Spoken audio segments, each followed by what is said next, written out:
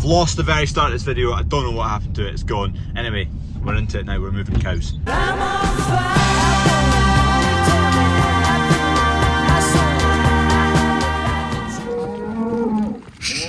Good.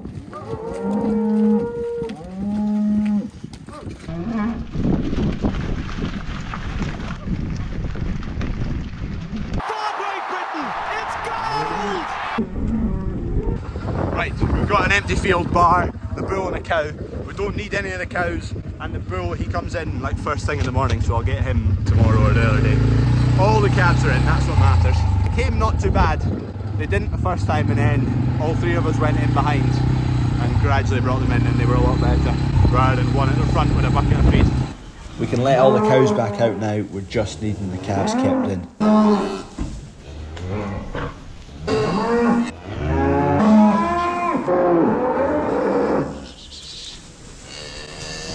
Right, we've sieved off all the cows so they can head back out into the field.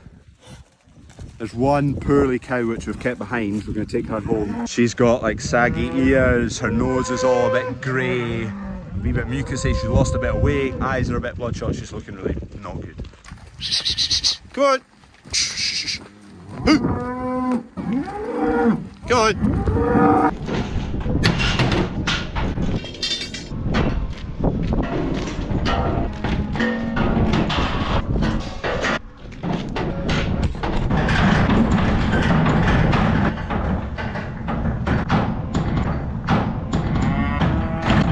Yeah.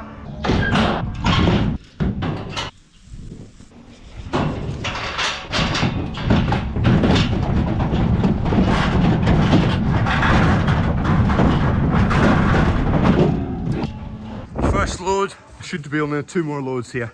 There's 20 calves and there's 1 cow we're going to take home. She's not right. Injection of penicillin. I've phoned the vet but I can't get hold of them yet. They're out on call, so home they go. The calves are all to get an injection for clostridial diseases. Didn't check right down the bottom of the field this morning just because they were all at the top. And I've not checked to see if there's anything lying down the bottom and just make sure. You know we've weaned calves anyway. Oh, I poor Ragwort. Nasty stuff for these cows. Could that potentially be why my cow is ill? Eating a bit of that. Never dealt with it before. Oh, it's got a good root system on it, this stuff. Look at them, thick roots. Generally the cows just go round about it, but I think if it's in silage it's really lethal. And someone told me it's not good for my hands because I did a video the other day just yanking it in my hand, but apparently it's no good on your hands, so I've got a plastic bag. That way a bit. Whoa! Yeah.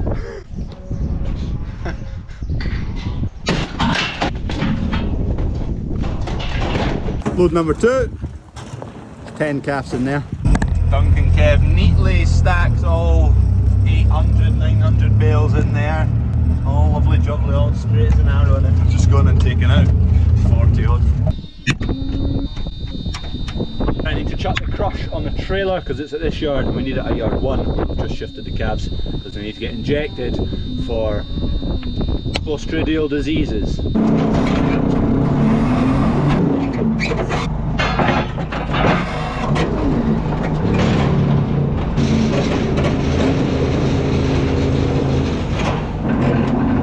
Just off the phone with the vet there, so I sent him a load of pictures of this poorly cow and he's going to come out. He thinks it's best he comes out, so the vet will be here in a couple of hours.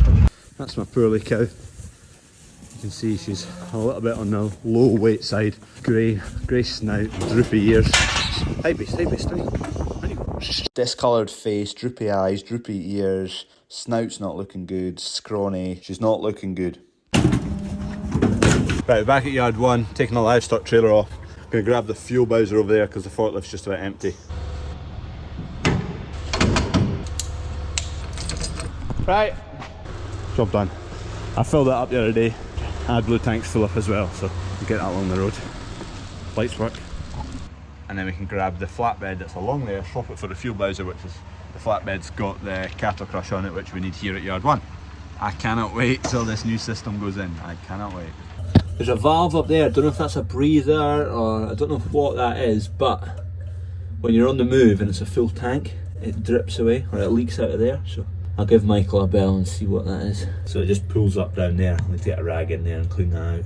And just like that, we've got a new breather valve on the way. Perfect. We'll get that fitted to the Bowser and it'll stop leaking out of that hole at the top. Right, now to collect this trailer. Third trailer in about 10 minutes. Steady does it, steady does it. Oh, I nailed it, would you look at that? Right, there we go.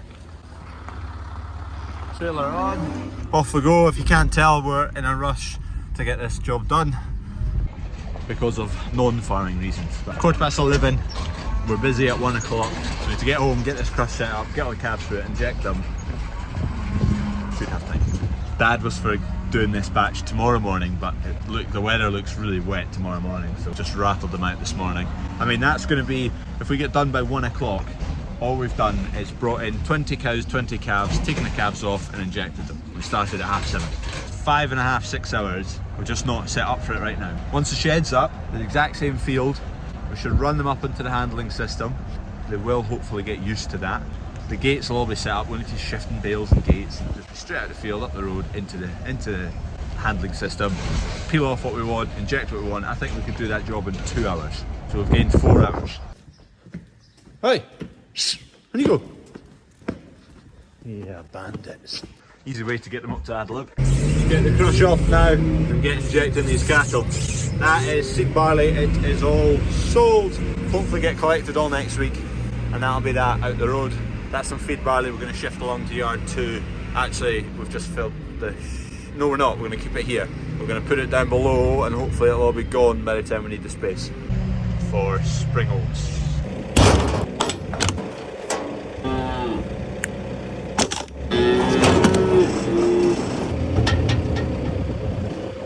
This takes a little bit of shuggling about, but it does just slot in quite nicely. I need to do this with 2 hands, hold on.